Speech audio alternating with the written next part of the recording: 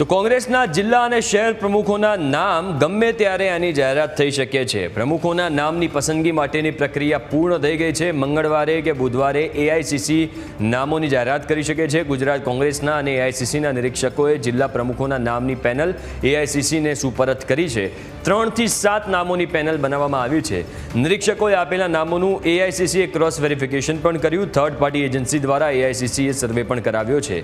એઆઈસીસીના સર્વેની ટીમે પાયાના કાર્યકરો અને સામાન્ય લોકોના પણ અભિપ્રાયો લીધા છે। તો આપણી સાથે સંવાદદાતા દીપેન લાઈવ જોડાઈ ગયા છે। દીપેન, હવે ટૂંક જ સમયમાં જે છે કોંગ્રેસ જિલ્લા પ્રમુખોના નામની જાહેરાત કરી શકે છે, નજીકના દિવસોમાં જાહેરાત કરી શકે છે, જેના માટે જે છે તૈયારીઓ પણ પૂર્ણ કરી લેવામાં આવી છે અને નામો પણ ઉપર મોકલી દેવામાં આવ્યા છે। શું વિગતો મળી રહી છે? કારણ કે કોંગ્રેસની અત્યારે એવી સ્થિતિ છે કે સંગઠન સૌથી વધારે મજબૂત કરવાની જરૂર છે, એટલે ખૂબ જ વિચારવું પડશે। બિલકુલ, કોંગ્રેસ માટે જો સૌથી મોટો પડકાર હોય ગુજરાતમાં તો તે કોંગ્રેસનું સંગઠન છે। ત્યારે ઓલ ઇન્ડિયા કોંગ્રેસ કમિટીએ જે નવું સંગઠન માળખું બનાવવાનો જે પાયલોટ પ્રોજેક્ટની શરૂઆત છે તે ગુજરાતથી શરૂ કરી છે રાહુલ ગાંધીની આગેવાનીમાં। સૌ પહેલાં જે જિલ્લા પ્રમુખો અને શહેર પ્રમુખો છે તેમની નિમણૂકોની વાત છે। આ માટે કોંગ્રેસે પ્રદેશના 4 નિરીક્ષકો અને એઆઈસીસીના 1 નિરીક્ષક એમ 5 નિરીક્ષકોની એક ટીમ દરેક જિલ્લા માટે અને શહેર માટે બનાવી હતી। આ તમામ જે નિરીક્ષકો છે તેમણે શહેર અને જિલ્લાઓના પ્રવાસ કર્યા હતા। તમામ જે દાવેદારો છે તે દાવેદારોના અભિપ્રાય લીધા હતા। આ ઉપરાંત શહેર અને જિલ્લાના જે આગેવાનો છે તે આગેવાનોના પણ અભિપ્રાય લીધા હતા। પૂર્વ ધારાસભ્યો હોય, સાંસદ સભ્યો હોય કે પૂર્વ મંત્રીઓ હોય, તે તમામ લોકો છે તે લોકોના પણ કોને જિલ્લા પ્રમુખ અથવા તો શહેર પ્રમુખ બનાવવા જોઈએ તે માટેના અભિપ્રાયો છે તે લીધા હતા।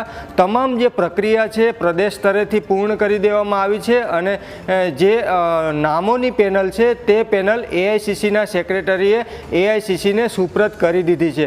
મહત્ત્વનું છે કે આ વખતે નિમણૂકોમાં કોઈ મારો અથવા તારો ની લાગવગ ના ચાલે તે માટેની ખાસ ચોકસાઈ છે તે રાખવામાં આવી રહી છે અને એઆઈસીસીના સેક્રેટરીઓ દ્વારા જે પેનલ આપવામાં આવી છે તે નામોને લઈને પણ એઆઈસીસી દ્વારા ક્રોસ વેરિફિકેશન છે તે કરવામાં આવ્યું છે। આ માટે એઆઈસીસી દ્વારા નામોની પેનલ આવ્યા બાદ 2 અલગ અલગ સર્વે છે તે કરવામાં આવ્યા છે। એક સર્વે છે તે એઆઈસીસી પોતે કર્યો છે અને એક સર્વે છે તે ખાનગી એજન્સી દ્વારા કરવામાં આવ્યો છે, એટલે કે થર્ડ પાર્ટી એજન્સી દ્વારા પણ જે નામોની પેનલો આપવામાં આવી છે તે બાબતે સર્વે કરવામાં આવ્યો છે કે આ જે નામો છે તે નામો યોગ્ય છે, આ જે તે નામો છે તેમના કામગીરી કેવી છે તે બાબતે સ્થાનિક નેતાઓ પાસેથી પણ ખાનગી એજન્સી દ્વારા અભિપ્રાય લેવામાં આવ્યો છે અને જે સ્થાનિક લોકો છે તેમની પાસેથી પણ નામો બાબતે અભિપ્રાય લેવામાં આવ્યો છે।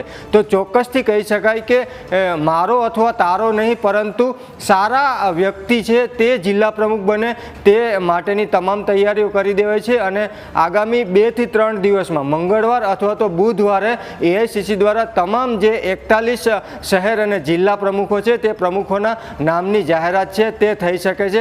મહત્વનું છે કે મોટાભાગના શહેર અને જિલ્લાઓમાં જે હાલના ચાલુ પ્રમુખો હતા તે પ્રમુખોએ પણ મોટાભાગના શહેર જિલ્લાઓમાં દાવેદારી કરી છે, કારણ કે જે પણ જગ્યાએ એઆઈસીસીના નિરીક્ષકો અને પ્રદેશના નિરીક્ષકોએ પ્રક્રિયા કરી ત્યારે ચાલુ નિરીક્ષકો હતો તેમણે પણ પોતે જિલ્લા પ્રમુખ અથવા તો શહેર પ્રમુખ તરીકે ચાલુ રહેવા માટેની રજૂઆતો કરી છે। તો આ બાબતે પણ ચકાસણી છે તે એઆઈસીસીએથી કરવામાં આવી છે કે જે હાલના ચાલુ પ્રમુખોએ જેમણે પણ દાવેદારી કરી છે તેમની કામગીરીને લઈને પણ સર્વે છે તે એઆઈસીસી દ્વારા કરવામાં આવ્યો છે। તો ચોક્કસથી કહી શકાય કે જે રીતે કોંગ્રેસ છે તે શહેર અને જિલ્લા પ્રમુખોને વધુ સત્તાઓ આપવાની વાત છે ત્યારે કોઈ ખોટો વ્યક્તિ અથવા તો મારો તારો વ્યક્તિ જિલ્લા પ્રમુખ અથવા તો શહેર પ્રમુખ ના બની જાય તે માટેની તકેદારી સાથે તમામ પ્રક્રિયા છે તે પૂર્ણ કરી દીધી છે અને આગામી 1 થી 2 દિવસમાં આ પ્રમુખોના નામો છે તે જાહેર થઈ જશે। જી બિલકુલ, આભાર દીપેન વિગતો આપવા માટે। એમ પણ શક્તિ